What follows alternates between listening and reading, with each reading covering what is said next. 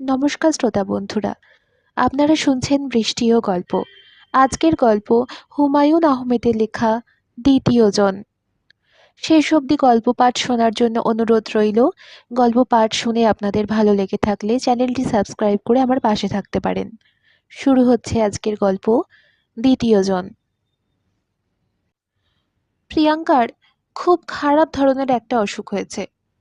অসুখটা এমন যে কাউকে বলা যাচ্ছে না, বললে কেউ বিশ্বাস করবে না, কিংবা বিশ্বাস করার ভান করে আড়ালে হাসাহাসি করবে। একজনকে অবশ্যই বলা যায়, জাভেদকে। জাভেদ তার স্বামী। স্বামীর কাছে কিছুই গোপন করা উচিত নয়। অসুখ বিসুখের খবর সবার আগে স্বামীকেই বলা দরকার। কিন্তু মুশকিল হচ্ছে, জাভেদের সঙ্গে প্রিয়াঙ্কার পরিচয় এখনো তেমন গাঢ় হয়নি, হবার কথাও নয়। তাদের বিয়ে হয়েছে 21 দিন আগে। এখনো প্রিয়াঙ্কার তুমি বলার রপ্ত হয়নি। মুখ ফসকে আপনি বলে ফেলে। এরকম গম্ভীর বয়স্ক একজন মানুষকে তুমি বলা অবশ্যই খুব সহজ নয়। মুখে কেমন বাঁধো বাঁধো ঠেকে। প্রিয়াঙ্কা চেষ্টা করে আপনি তুমি কোনোটাই না বলে চালাতে। যেমন, তুমি চা খাবে? না বলে সে বলে, চা দেব? এইভাবে দীর্ঘ আলাপ চালানো যায় না। তার চেয়েও বড় কথা, মানুষটা খুব বুদ্ধিমান। ভাববাচ্চে কিছুক্ষণ কথা বলার পরই সে হাসি মুখে বলে, তুমি বলতে কষ্ট হচ্ছে তাই না? তুমি বলতে কষ্ট হওয়াটা দোষের কিছু না। প্রিয়াঙ্কার বয়স মাত্র 17, তাও পুরোপুরি 17 হয়নি। জুন মাসে হবে, এখনো 2 মাস বাকি। আর ওই মানুষটার বয়স খুব কম ধরলেও 30। তার বয়সের প্রায় দ্বিগুণ। সারাক্ষণ গম্ভীর হয়ে থাকে বলে বয়স আরও বেশি দেখায়। বরের বয়স বেশি বলে প্রিয়াঙ্কার মনে কোনো ক্ষোভ নেই। বড়দের চ্যাংড়া দেখালে ভালো লাগে না। তাছাড়া মানুষটি অত্যন্ত ভালো, ভালো এবং বুদ্ধিমান। কম বয়সী বোকা বরের চেয়ে বুদ্ধিমান বয়স্ক বর ভালো। বিয়ের রাতে নানান কিছু ভেবে প্রিয়াঙ্কা আতঙ্কে অস্থির হয়েছিল। ধকধক করে বুক কাঁপছিল, কপাল রীতিমতো ঘামছিল। মানুষটা সঙ্গে সঙ্গে তা বুঝে ফেলেছিল। কাছে এসে ভারী গলায় বলল, ভয় করছে? ভয়ের কি আছে বলো তো? প্রিয়াঙ্কার বুকের ধকধকানি আরও বেড়ে গেল। সে হ্যাঁ না কিছুই বলল না। একবার মনে হলো সে অজ্ঞান হয়ে যাবে। মানুষটা তখন নরম গলায় বলল, ভয়ের কিছুই নেই, ঘুমিয়ে পড়ো। বলেই প্রিয়াঙ্কার গায়ে চাদর টেনে দিল। তার গলার স্বরে কিছু একটা ছিল। প্রিয়াঙ্কার ভয় পুরোপুরি কেটে গেল এবং প্রায় সঙ্গে সঙ্গে ঘুমিয়ে পড়ল। অনেক রাতে একবার ঘুম ভেঙে দেখে লোকটি অন্য পাশে ফিরে ঘুমোচ্ছে। খানিকক্ষণ জেগে থেকে প্রিয়াঙ্কা আবার ঘুমিয়ে পড়ল। ঘুম ভাঙল অনেক বেলায়। লোকটি তখন পাশে নেই। একটা মানুষকে চেনার জন্য 21 দিন খুব দীর্ঘ সময় নয়। তবু প্রিয়াঙ্কার ধারণা, মানুষটা ভালো, বেশ ভালো। এরকম একটা মানুষকে তার অসুখের কথাটা অবশ্যই বলা যায়। কিন্তু মুশকিল হচ্ছে, অসুখটার সঙ্গে এই মানুষটার সম্পর্ক আছে। এই কারণেই তাকে বলা যাবে না। কিন্তু কাউকে বলা দরকার, খুব তাড়াতাড়ি বলা দরকার, নয়তো সে পাগল হয়ে যাবে। কিছুটা পাগল সে বোধহয় হয়েই গেছে। সারাক্ষণ অস্থির লাগে। সন্ধ্যা মিলাবার পর শরীর কাঁপতে থাকে। তৃষ্ণায় বুক শুকিয়ে কাঠ হয়ে থাকে। গ্লাসের পর গ্লাস পানি খেলেও তৃষ্ণা মেটে না। সামান্য শব্দে ভয়ঙ্কর চমকে ওঠে। সেদিন বাতাসে জানালার কপাট নড়ে উঠল। সঙ্গে সঙ্গে ভয়ে অস্থির হয়ে গোঙানির মতো শব্দ করল প্রিয়াঙ্কা। হাতের চায়ের কাপ থেকে সবটা চা চলকে পড়ল শাড়িতে। ভাগ্যিস আশেপাশে কেউ ছিল না। কেউ থাকলে নিশ্চয়ই খুব অবাক হতো। প্রিয়াঙ্কা ছোট মামা যেমন অবাক হলেন। তিনি প্রিয়াঙ্কাকে দেখতে এসেছিলেন। তার দিকে তাকিয়েই বিস্মিত গলায় বললেন, তোর কি হয়েছে রে? প্রিয়াঙ্কা হালকা গলায় বলল, কিছু হয়নি তো। তুমি কেমন আছো মামা? আমার কথা বাদ দে, তোকে কেমন লাগছে কেন? কেমন লাগছে? চোখের নিচে কালি পড়েছে, মুখ শুকনো, কি ব্যাপার? কোনো ব্যাপার না মামা। গালটাল ভেঙে কি অবস্থা? তুই কথাও তো কেমন অন্যরকম বলছিস। কিরকম বলছি? মনে হচ্ছে তোর গলাটা ভাঙা। ঠান্ডা লেগেছে মামা। প্রিয়াঙ্কা কয়েকবার কাশল। মামাকে বুঝাতে চাইল যে তার সত্যি সত্যি কাশি হয়েছে, অন্য কিছু না। মামা আরো গম্ভীর হয়ে গেলেন, শীতল গলায় বললেন, আর কিছু না তো? না। ঠিক করে বল। ঠিক করেই বলছি। প্রিয়াঙ্কার কথায় তার মামা খুব আশ্বস্ত হলো বলে মনে হলো না। সারাক্ষণ গম্ভীর হয়ে রইলেন।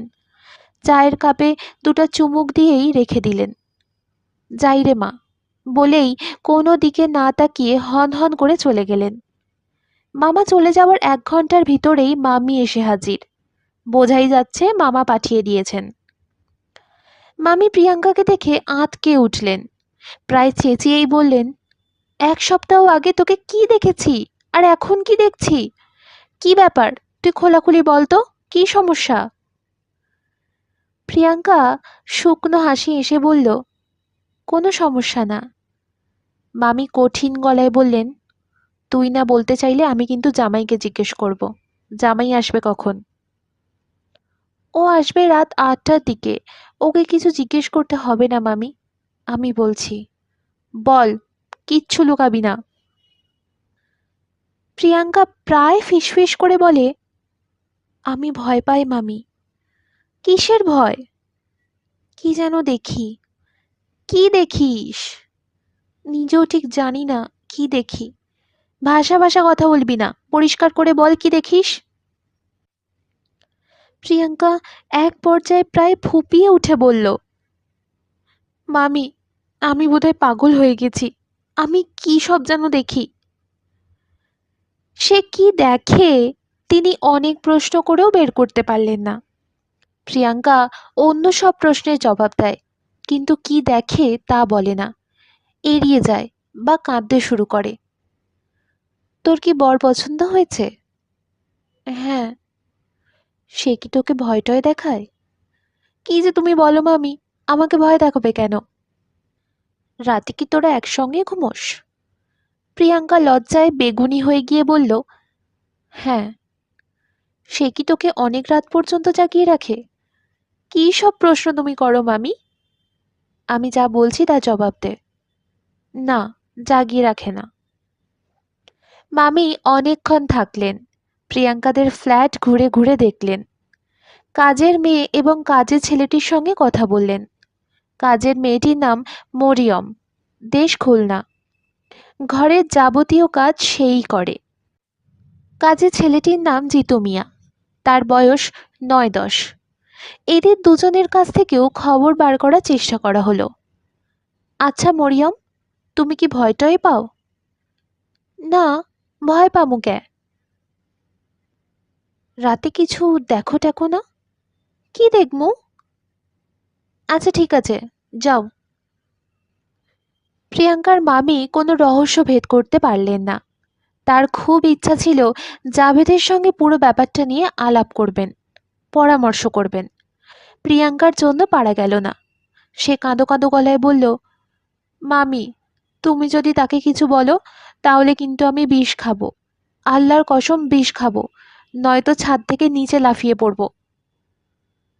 তিনি কিছু জিজ্ঞেস করলেন না, কারণ প্রিয়াঙ্কা সত্যি বিষ টিষ খেয়ে ফেলতে পারে। আমার মৃত্যুর জন্য কেউ দায়ী নয়, এই কথা লিখে একবার সে 1 বোতল ডেটল খেয়ে ফেলেছিল। অনেক ডাক্তার হাসপাতাল করতে হয়েছে। এই কাণ্ড সে করেছিল অতি তুচ্ছ কারণে, তার এক বান্ধবীর সঙ্গে ঝগড়া করে। এই মেয়ের পক্ষে সবই সম্ভব, তাকে কিছুতেই ঘাঁটানো উচিত না। জাভেদ এলো রাত 8:30টার দিকে। জাভেদের সঙ্গে কিছুক্ষণ টুকটাক গল্প করে প্রিয়াঙ্কার মামি ফিরে গেলেন। তার মনের মেঘ কাটল না। হলো কি প্রিয়াঙ্কার? সে কি দেখে? প্রিয়াঙ্কা নিজেও জানে না তার কি হয়েছে। মামি চলে যাবার পর তার বুক ধক ধক করা শুরু করেছে। অল্প অল্প ঘাম হচ্ছে, অসম্ভব গরম লাগছে। কিছুক্ষণ পর পর মনে হচ্ছে বোধহয় নিঃশ্বাস বন্ধ হয়ে যাবে। তারা খাওয়া দাওয়া করে রাত 10:30টার দিকে ঘুমোতে গেল। জাভেদ বিছানায় শোয়া মাত্রই ঘুমিয়ে পড়ে। আজও তাই হলো। জাভেদ ঘুমোচ্ছে, তালে তালে নিঃশ্বাস পড়ছে। জেগে আছে প্রিয়াঙ্কা। কিছুক্ষণের মধ্যেই তার পানির পিপাসা পেল, প্রচণ্ড পানির পিপাসা। পানি খাওয়ার জন্য বিছানা ছেড়ে নামতে হবে, যেতে হবে পাশের ঘরে। কিন্তু তা সে করবে না, অসম্ভব, কিছুতেই না। পানির তৃষ্ণায় মরে গেলেও না। এই পানি খেতে গিয়েই প্রথমবার তার অসুখ ধরা পড়েছিল। ভয়ে ওই দিনই সে মরে যেত। কেন মরল না? মরে গেলেই ভালো হতো। তার মতো ভীতু মেয়েদের মরে যাওয়াই উচিত। ওই রাতে সে বেশ আরাম করে ঘুমাচ্ছিল। হঠাৎ বৃষ্টি হওয়ার জন্য চারদিক বেশ ঠান্ডা। জানলা দিয়ে ফুরফুরে বাতাস আসছে। ঘুমানোর জন্য চমৎকার রাত। এক ঘুমে সে কখনো রাত পার করতে পারে না। মাঝখানে একবার তাকে উঠে পানি খেতে হয়, কিংবা বাথরুমে যেতে হয়। সেই রাতেও পানি খাওয়ার জন্য উঠল। জাভেদ কাত হয়ে ঘুমাচ্ছে, গায়ে পাতলা চাদর দিয়ে রেখেছে। অদ্ভুত অভ্যাস মানুষটার, যত গরমই পড়ুক গায়ে চাদর দিয়ে রাখবে। প্রিয়াঙ্কা খুব সাবধানে গায়ের চাদর সরিয়ে দিল। আহা, আরাম করে ঘুমাক, কেমন ঘেমে গেছে। স্বামীকে ডিঙিয়ে বিছানা থেকে নামল। স্বামী ডিঙিয়ে ওঠানামা করা ঠিক হচ্ছে না হয়তো, পাপ হচ্ছে, কিন্তু উপায় কি? প্রিয়াঙ্কা ঘুমায় দেওয়ালের দিকে। খাট থেকে নামতে হলে স্বামীকে ডিঙোতেই হবে। তাদের শোবার ঘর অন্ধকার, তবে পাশের ঘরে বাতি জ্বলছে। এই একটা বাতি সারা রাতই জ্বলে। ঘরটা জাবেদের লাইব্রেরি ঘর। এই ঘরেই জাবেদ পরীক্ষার খাতা দেখে, পড়াশুনো করে। ঘরে আসবাবপত্র তেমন কিছু নেই। একটা বুক সেলফে কিছু বই, পুরনো ম্যাগাজিন, একটা বড় টেবিলের ওপর রাজ্যের পরীক্ষার খাতা, একটা ইজি চেয়ারের পাশে সাইড টেবিলে টেবিল ল্যাম্প। দরজার ফাঁক দিয়ে স্টাডি রুমের আলোর কিছুটা প্রিয়াঙ্কাদের শোবার ঘরেও আসছে। তবু ঘরটা অন্ধকার। স্যান্ডেল খুঁজে বের করতে অনেকক্ষণ মেঝেতে হাতড়াতে হলো। স্যান্ডেল পায়ে পড়া মাত্র পাশের ঘরে কিসের যেন একটা শব্দ হলো। ভারী অথচ মৃদু গলায় কেউ একজন কাশল। ইজি চেয়ার টেনে সরালো। নিশ্চয়ই মনের ভুল। তবু প্রিয়াঙ্কা আরও কিছুক্ষণ অপেক্ষা করল। না, আর তো কোনো শব্দ নেই। শুধু সদর রাস্তা দিয়ে দ্রুত বেগে ট্রাক যাওয়া আসা করছে। তাহলে একটু আগে পাশের ঘরে কে শব্দ করছিল? অবিকল নিঃশ্বাস নেওয়ার শব্দ। প্রিয়াঙ্কা দরজা ঠেলে পাশের ঘরে ঢুকতেই জমে পাথর হয়ে গেল। ইজি চেয়ারে জাবেদ বসে আছে, হাতে বই। জাবেদ বই থেকে মুখ তুলে তাকালো, নরম গলায় বলল, কিছু বলবে? কতটা সময় পার হয়েছে? 1 সেকেন্ডের 100 ভাগের 1 ভাগ, না অনন্তকাল? প্রিয়াঙ্কা জানে না। সে শুধু জানে সে ছুটে চলে এসেছে শোবার ঘরে, ঝাঁপিয়ে পড়েছে বিছানায়। তার সমস্ত শরীর কাঁপছে। সে কি অজ্ঞান হয়ে যাচ্ছে? নিশ্চয়ই অজ্ঞান হয়ে যাচ্ছে। ঘর দুলছে, চারদিকের বাতাস অসম্ভব ভারী ও উষ্ণ। জাভেদ জেগে উঠেছে। সে বিছানায় পাশ ফিরতে ফিরতে বলল, কি? প্রিয়াঙ্কা বলল, কিছু না। জাভেদ ঘুম জড়ানো স্বরে বলল, ঘুমাও, জেগে আছো কেন? বলতে বলতেই ঘুমে জাভেদ এলিয়ে পড়ল। জাভেদকে জড়িয়ে ধরে সারা রাত জেগে রইল প্রিয়াঙ্কা। একটা দীর্ঘ ও ভয়াবহ রাত। স্বামীকে জড়িয়ে ধরে প্রিয়াঙ্কা শুয়ে আছে, তার সমস্ত ইন্দ্রিয় পাশের ঘরে। সে স্পষ্টই শুনছে ছোটখাটো শব্দ আসছে পাশের ঘর থেকে। নিঃশ্বাস ফেলার শব্দ, বইয়ের পাতা উল্টাবার শব্দ, ইজি চেয়ার থেকে উঠে দাঁড়ালে যেমন ক্যাঁচ ক্যাঁচ শব্দ হয় সেই রকম শব্দ, গলার শ্লেষ্মা পরিষ্কার করার শব্দ। শেষ রাতের দিকে শোনা গেল বারান্দায় পায়চারির শব্দ। কেউ একজন বারান্দার এ মাথা থেকে ও মাথা যাচ্ছে, আবার ফিরে আসছে। এইসব কি কল্পনা? নিশ্চয়ই কল্পনা। রাস্তা দিয়ে ট্রাক যাওয়ার শব্দ ছাড়া আর কোনো শব্দ আসছে না। ফজরের আজানের পর প্রিয়াঙ্কার চোখ ঘুমে জড়িয়ে এলো। ঘুম ভাঙল বেলা 9:30টায়। ঘরের ভেতর রোদ ঝলমল করছে। জাভেদ চলে গেছে কলেজে।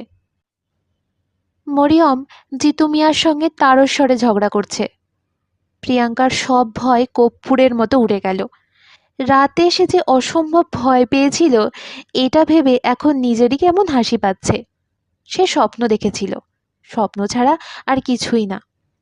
মানুষ কত রকম দুঃস্বপ্ন দেখে, এটাও একটা দুঃস্বপ্ন, এর বেশি কিছু না। মানুষ তো এর চেয়েও ভয়াবহ দুঃস্বপ্ন দেখে। সে নিজেই কতবার দেখেছে। একবার স্বপ্নে দেখেছিল সম্পূর্ণ নগ্ন গায়ে বাসে করে কোথায় যেন যাচ্ছে।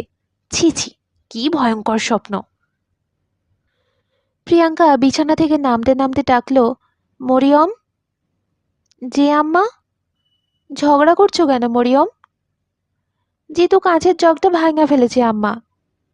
চিৎকার করলে তো জগ ঠিক হবে না, চিৎকার করবে না। জিনিসের ওপর কোনো মায়া নেই, মহব্বত নেই। ঠিক আছে, তুমি চুপ করো। তোমার স্যার কি চলে গেছেন? যে বাজার করে দিয়ে গেছেন। যে কখন আসবেন কিছু বলে গেছেন? দুপুরে খাইতে আসবেন। আচ্ছা, যাও। তুমি আমার জন্য খুব ভালো করে 1 কাপ চা বানিয়ে আনো। নাস্তা করবেন না আম্মা? না। তোমার স্যার নাস্তা করেছে? যে মরিয়ম চা আনতে গেল। প্রিয়াঙ্কা মুখ ধুয়ে চায়ের কাপ নিয়ে বসল। এখন তার করার কিছুই নেই। দুজন মানুষের সংসার, কাজ তেমন কিছুই থাকে না। এই সংসারে কাজকর্ম যা আছে সবই মরিয়ম দেখে, এবং খুব ভালো মতোই দেখে। চুপচাপ বসে থাকা ছাড়া প্রিয়াঙ্কার কোনো কাজ নেই। এই ফ্ল্যাটে অনেক গল্পের বই আছে। গল্পের বই পড়তে প্রিয়াঙ্কার ভালো লাগে না। ইউনিভার্সিটিতে ভর্তির পরীক্ষার জন্য পড়াশোনা করা দরকার, পড়তে ভালো লাগে না। কারণ প্রিয়াঙ্কা জানে পড়ে লাভ হবে না, সে পাশ করতে পারবে না। কোনো একটা কলেজে তাকে বিয়ে পড়তে হবে। কে জানে, জাভেদের কলেজেই। যদি তাই হয় তাহলে জাভেদ কি তাকে পড়াবে? ক্লাসে তাকে কি ডাকবে? স্যার। চায়ের কাপ নিয়ে বারান্দায় এসে দাঁড়াতেই মরিয়ম তাকে একটা চিঠি দিল। কিসের চিঠি মরিয়ম? স্যার দিয়া গেছে।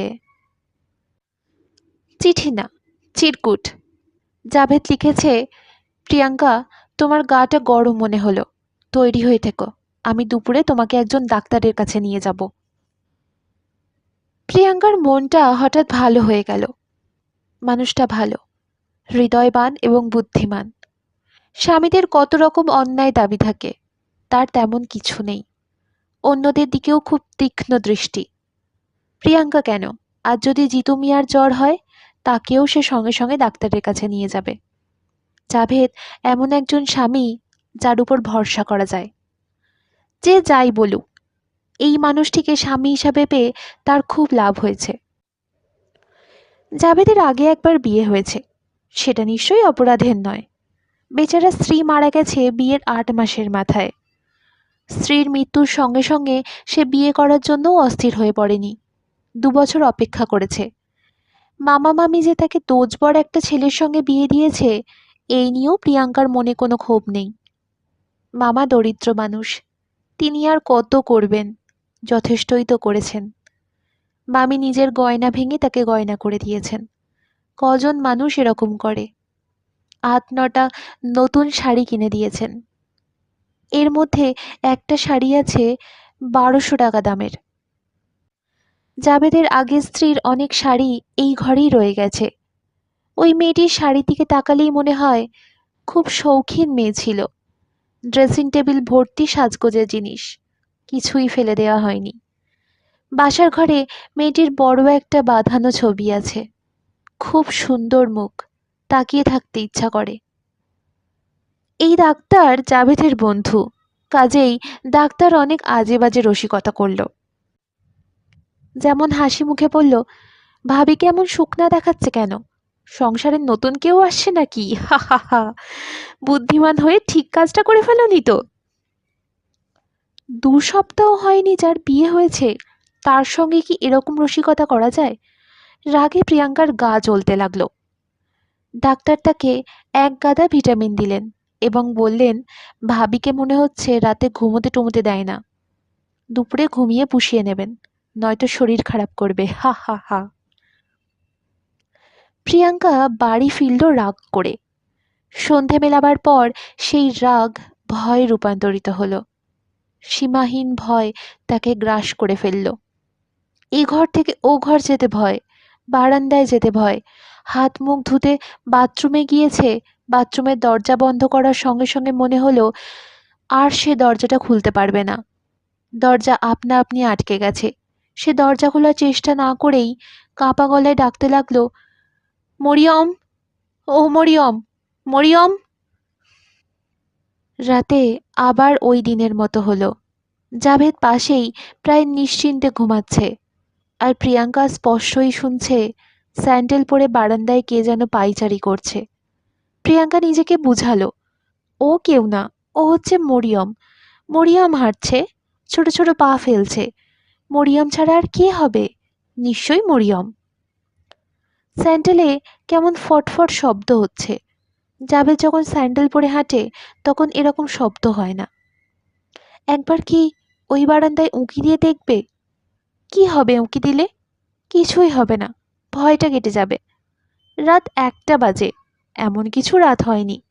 রাত 1টায় ঢাকা শহরে অনেক দোকানপাট খোলা থাকে। ওই তো পাশের ফ্ল্যাটের বাচ্চাটা কাঁদছে, এখন নিশ্চয়ই বারান্দায় যাওয়া যায়। খুব সাবধানে জাবেদকে ডিঙিয়ে প্রিয়াঙ্কা বিছানা থেকে নামল। তার হাত পা কাঁপছে, তৃষ্ণায় বুক ফেটে যাচ্ছে, কানের কাছে কেমন ঝাঁ ঝাঁ শব্দ হচ্ছে। সব অগ্রাহ্য করে বারান্দায় চলে এলো, আর সঙ্গে সঙ্গে বারান্দায় দাঁড়ানো মানুষটি বলল, প্রিয়াঙ্কা, এক গ্লাস পানি দাও তো। বিছানায় যে মানুষটি শুয়ে আছে, এই মানুষটি সেই জাবেদ। তার পরনে জাবেদের মতো লুঙ্গি, হাতকাটা গেঞ্জি, মুখ গম্ভীর ও বিষণ্ণ। প্রিয়াঙ্কা ছুটে শোবার ঘরে চলে এলো, কোনো মতে বিছানায় উঠল। ওই তো জাবেদ ঘুমোচ্ছে, গায়ে চাদর টানা। এতক্ষণ যা দেখেছি ভুল দেখেছি, যা শুনেছি তাও ভুল। কিছু একটা আমার হয়েছে, ভয়ঙ্কর কোনো অসুখ। সকাল হলে আমার এই অসুখ থাকবে না। আল্লাহ, তুমি সকাল করে দাও, খুব তাড়াতাড়ি সকাল করে দাও। সব মানুষ জেগে উঠুক, সূর্যের আলোয় চারিদিক ভরে যাক। সে জাভেদকে শক্ত করে জড়িয়ে ধরল। জাভেদ ঘুম ঘুম গলায় বলল, কি হয়েছে? সকালবেলা সত্যি সত্যি সব স্বাভাবিক হয়ে গেল। রাতে এরকম ভয় পাওয়ার জন্য লজ্জা লাগতে লাগলো। জাভেদ কলেজে যাওয়ার পর সে স্বাভাবিক ভঙ্গিতে মরিয়মকে তরকারি কাটতে সাহায্য করতে গেল। মরিয়ম বলল, আফার শরীর কি খারাপ? না, আপনার কিছু করণ লাগত না আফা, আপনি গিয়া হইয়া থাকেন। এই মাত্র তো ঘুম থেকে উঠলাম, এখন আবার কি শুয়ে থাকবো? চা বানাইয়া দি। দাও। আচ্ছা মরিয়ম, তোমার আগের আফাও কি আমার মতো চা খেত? হ, তাই আফনের মতো চুপচাপ থাকতো না, সারাদিন হইচই করতো, গান বাজনা করতো। মারা গেল কিভাবে? হঠাৎ মাথাটা খারাপ হইয়া গেল, উল্টাপাল্টা কথা কওয়া শুরু করলো, কি জানি দেখে। প্রিয়াঙ্কা শঙ্কিত গলায় বলল, কি দেখে? দুইটা মানুষ নাকি দেখে, একটা আসল একটা নকল, কোনটা আসল কোনটা নকল বুঝতে পারে না। তুমি কি বলছো তাও তো আমি বুঝতে পারছি না। পাগল মাইন্সের কথা কি ঠিক আছে আপা? নেন, চা নেন। প্রিয়াঙ্কা মাথা নিচু করে চায়ের কাপে ছোট ছোট চুমুক দিচ্ছে, একবারও মরিয়মের দিকে চোখ তুলে তাকাচ্ছে না। তার ধারণা, তাকালেই মরিয়ম অনেক কিছু বুঝে ফেলবে। বুঝে ফেলবে যে প্রিয়াঙ্কারও একই অসুখ হয়েছে। সে চায় না মরিয়ম কিছু বুঝুক, কারণ তার কিছুই হয়নি। অসুখ করেছে। অসুখ কি মানুষের করে না? করে। আবার সেরেও যায়, তারটাও সারবে। রাত গভীর হচ্ছে, বাইরে বৃষ্টি পড়ছে টুপটুপ করে, খোলা জানালায় হাওয়া আসছে। প্রিয়াঙ্কা জাভেদকে জড়িয়ে ধরে শুয়ে আছে, তার চোখে ঘুম নেই। পাশের ঘরে বইয়ের পাতা উল্টানোর শব্দ হচ্ছে। ওই যে সিগারেট ধরালো, সিগারেটের ধোঁয়ার গন্ধ ভেসে আসছে। ইজি চেয়ার থেকে উঠল, ক্যাচ ক্যাচ শব্দ হচ্ছে ইজি চেয়ারে। প্রিয়াঙ্কা স্বামীকে সজোরে জড়িয়ে ধরে কাঁপা কাঁপা গলায় ডাকলো, এই এই। ঘুম ভেঙে জাভেদ বলল, কি? প্রিয়াঙ্কা ফিসফিস করে বলল, না, কিছু না, তুমি ঘুমাও।